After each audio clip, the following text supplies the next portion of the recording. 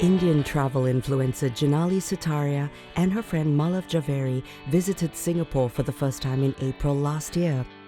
It was part of a busy travel year that saw the luxury content creators jet to holiday destinations on 4 different continents. April, May. They were among some 10 million Indians who traveled abroad in 2022. According to consultancy IPK International, India generated Asia's highest outbound travel volume for the first time last year, with tourists from the subcontinent exceeding those of China, South Korea, and Japan. And the top 5 destinations for Indian tourists were Dubai, followed by the US, Thailand, Saudi Arabia, and Singapore.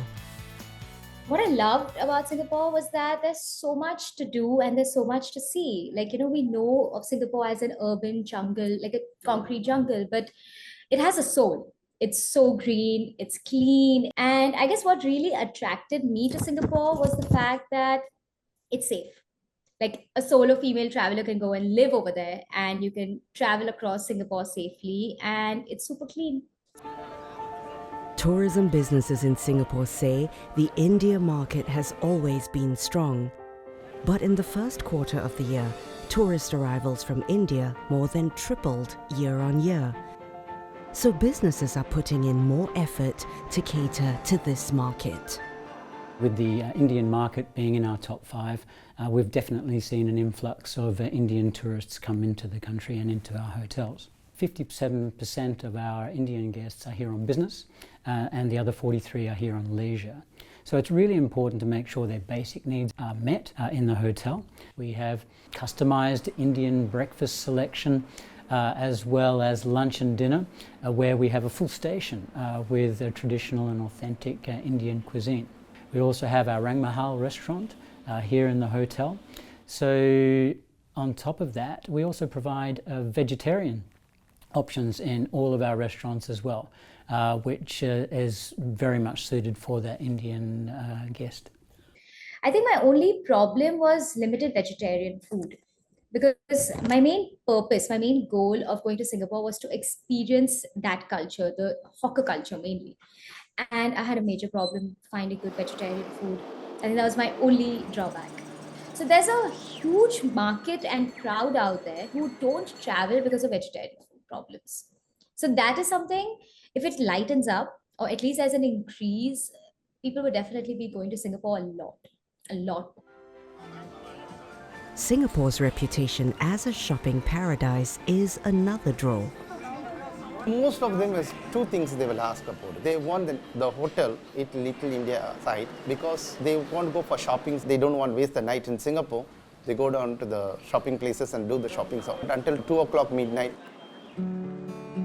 Before the pandemic, China was the world's top source of outbound tourists. Post-pandemic, travel recovery is still picking up momentum.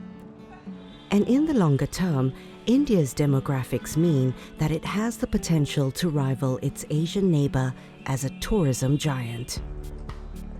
China has a rapidly rising aging population.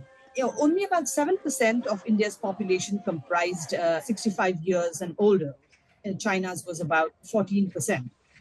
So this Gen Z and millennials that we talk about comprise the largest share of population in India, and they are the ones who are a very important consumer group because they have disposable incomes, and that is fueling the tourism recovery, of the whole country.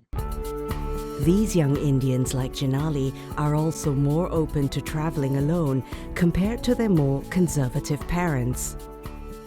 The backpacker culture has really increased in India, and I think it's become more safe. People have, we come from a culture where we still live with our parents, we still have to take permissions from our parents. Parents are still not comfortable with us going, traveling alone. So those things are gradually changing. So we are seeing this. It's going to take a while, but we're definitely seeing the European and American backpacking culture coming to India. We are, for sure. So with all these factors combined, can India outpace China as the country with the largest number of outbound tourists? Perhaps one day, but but not just yet. I wouldn't say that India will overtake China in the next 3 years or 4 years, but that would be a gradual process because as Indians, as the Gen Z and millennials, and then the young population reach a certain age, they would want to travel more.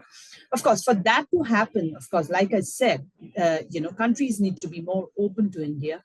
They should make sure that the airfares need to go down. There has to be connectivity needs to be built. I think we'll cross them very soon. I think Indians travel a lot.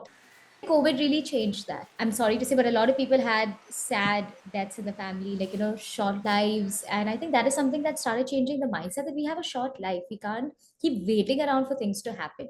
We need to step out, have our priorities, and start working towards it.